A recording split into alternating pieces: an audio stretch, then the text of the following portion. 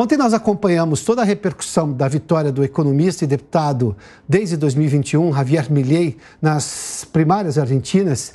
Ele foi escolhido por 69% dos eleitores presentes nas urnas para disputar a eleição geral em outubro. Também estarão na disputa o governista Sérgio Massa, atual ministro da Economia, de uma economia arrasada na Argentina, e a direitista Patrícia Bullrich, ex-ministra da Segurança. Sobre essa informação, sobre exatamente essa situação do Javier Milei nas primárias, eu converso agora com o nosso comentarista aqui, direto da Argentina, Gustavo Segre. Segre, seja bem-vindo, boa tarde a você.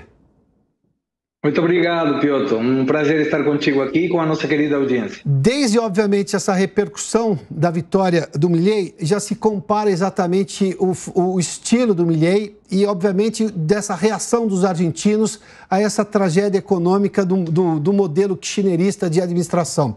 Mas o que Javier realmente vai ser como candidato? Uma coisa é se apresentar nas prévias, chamar todo mundo para votar, criar esse movimento no país diante da situação argentina. Mas esse discurso dele, que vez ou outra tem sido criticado até por alguns excessos, ele que é de direita também, muito liberal na economia, ele pode, digamos, moderar um pouco agora durante a eleição?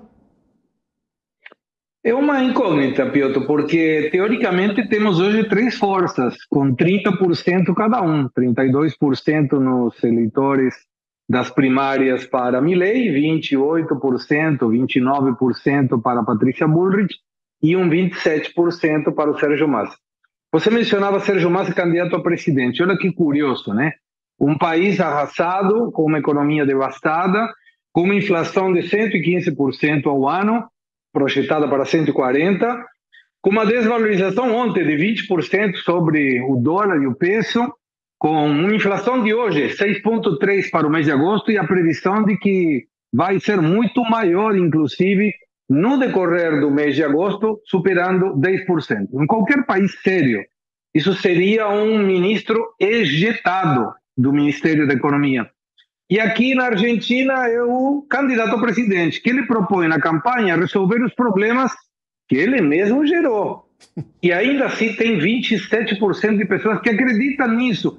Isso te mostra como o projeto populista de pobreza e de falta de educação para poder dirigir aqueles eleitores de baixa renda e de baixo poder educativo está funcionando, porque é impensável que 27% ainda continue insistindo em que esse tipo de governo poderá resolver os problemas da Argentina. Mas indo no que você perguntava do Milei, o Milei se denomina como anarcocapitalista. O anarquismo é a não existência do Estado, o não reconhecimento do Estado. Sim.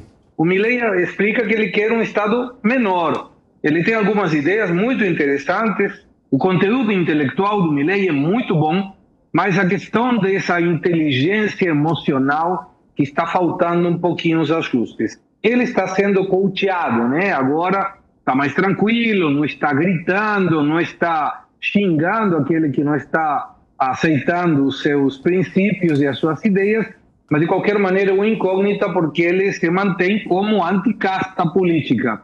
E você sabe que o sistema se protege. Sim. E podemos ter algumas surpresas, inclusive para outubro, em que vai depender, o 22 de outubro, quem serão os dois candidatos entre esses três, Milei, Massa e Bullrich, que irão no balotage no mês de novembro. O Segre, na Argentina ainda é a política pura que resolve, por mais que haja essa absoluta contradição de um ministro da Fazenda, de uma tragédia econômica, ser o candidato do governo, dizendo que vai resolver os problemas que ele mesmo causou e que não consegue resolver justamente com o ministro da Fazenda.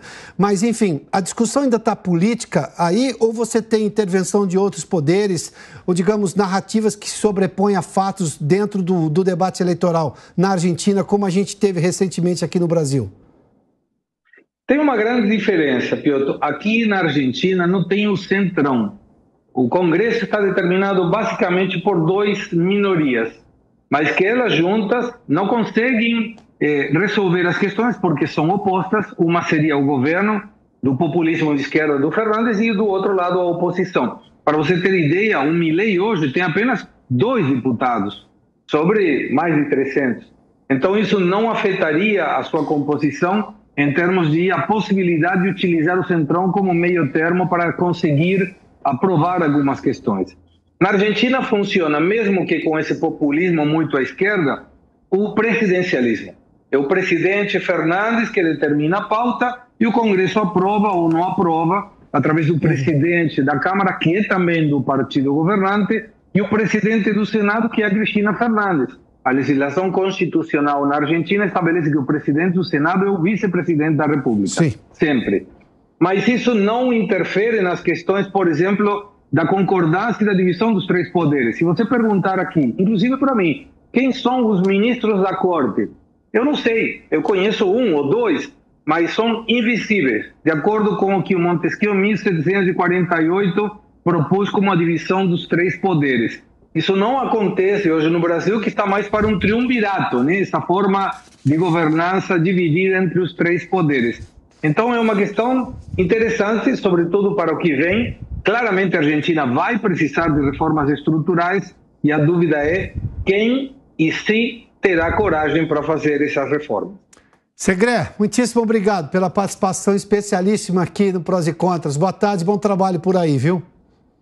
Muito obrigado, Pedro. Até mais. Gustavo Segré nos traz...